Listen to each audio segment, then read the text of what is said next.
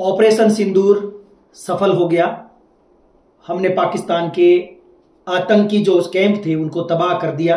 इसके लिए मैं भारतीय सेना को, भारतीय रक्षा बलों को बहुत बहुत शुभकामनाएं देता हूं। इस बीच पाकिस्तान की ओर से खबर आई है, वहां की संसद में पाकिस्तान के प्रधानमंत्री शहबाज शरीफ जोर जोर से चिल्ला रहे हैं। वो कह रहे हैं कि हमने भारत के 3 राफेल विमान मार गिराए हैं। राफेल विमान की कहानी आपको बताना चाहूंगा। एक भी राफेल विमान इन लोगों ने गिराया नहीं है, ये सब झूठ है। ये केवल संसद में बिलबिला रहे हैं और मैं कह सकता हूं कि ये केवल गीदड़ भभकी है और जनता को गुमराह कर रहे हैं। कि ये कैसे, मैं बताना चाहूंगा। 2016 में हमने राफेल विमान को लेकर के, ये एक लड़ाकू विमान है और फ्रांस की एक कंपनी है दसाल्ट एविएशन, उसके साथ हमने समझौता किया। हमने टोटल 36 राफेल का समझौता 2016 में किया। 2022 तक हमारे पास 36 के 36 राफेल विमान आ चुके हैं। ये सारे के सारे राफेल विमान अभी थोड़ी देर पहले तक हमारे विभिन्न एयरबेस पर, वायुसेना के जो बेस है वहां पर उपस्थित है। सारे के सारे सुरक्षित है। तो पाकिस्तान के प्रधानमंत्री शहबाज शरीफ को कह देना चाहूंगा, कब तक झूठ बोलते रहोगे, कब तक वहां की 25 करोड़ आवाम को गुमराह करते रहोगे। एक बात और, 26 राफेल विमान को लेकर के एक और समझौता थोड़े दिन पहले 28 अप्रैल को हमने किया है और इस बार 63,000 करोड़ रुपए की डील हमने फ्रांस के साथ फिर से की है। पहले वाला समझौता जिसमें 36 राफेल विमान थे, जो सारे आ चुके हैं, सारे अभी सुरक्षित है, एयरबेस पर उपलब्ध है और तैनात है और उनके अंदर मिसाइलें भी तैनात है। कब पाकिस्तान कुछ और ज्यादा कुछ नौटंकी करे तो उनका इलाज और किया जा सके।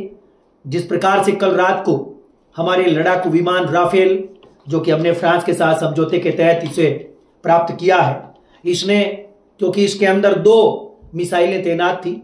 एक का नाम है स्कैल्प क्रूज मिसाइल, जो कि गाइडेड होती है, टारगेट गाइडेड, लक्ष्य को ढूंढ करके उसका इलाज करती है। आपने देखा होगा कि पाकिस्तान के अंदर टोटल 5 तो पाकिस्तान में और 4 पीओके के अंदर जो ठिकाने थे जैसे मोहम्मद के, उनको हमने तबाह किया है। टारगेटेड थे क्योंकि यहां पर मिसाइलें जो दागी गई उन्हें एकदम ठिकाने पर जाकर के उनका इलाज किया। दूसरी मिसाइल हैमर थी और इन सब ने अपना काम किया और पाकिस्तान के 9 ठिकाने तबाह कर दिए। जैसे मोहम्मद के आप देख रहे हैं, सुबह से मैं उनकी जनाजे देख रहा हूं, किस प्रकार से वो बिलबिला रहे हैं। दोस्तों, इस प्रकार से मैं कह सकता हूं कि पाकिस्तान के प्रधानमंत्री शहबाज शरीफ के लिए कि आप संसद में झूठ बोल रहे हैं, वहां की जनता को गुमराह कर रहे हैं। हमारे पास हमारे 36 राफेल विमान अभी भी उसी पोजीशन पे खड़े हैं जिस पोजीशन में कल रात को थे। तो आप झूठ बोलना बंद करें, जनता को सही बात बताएं।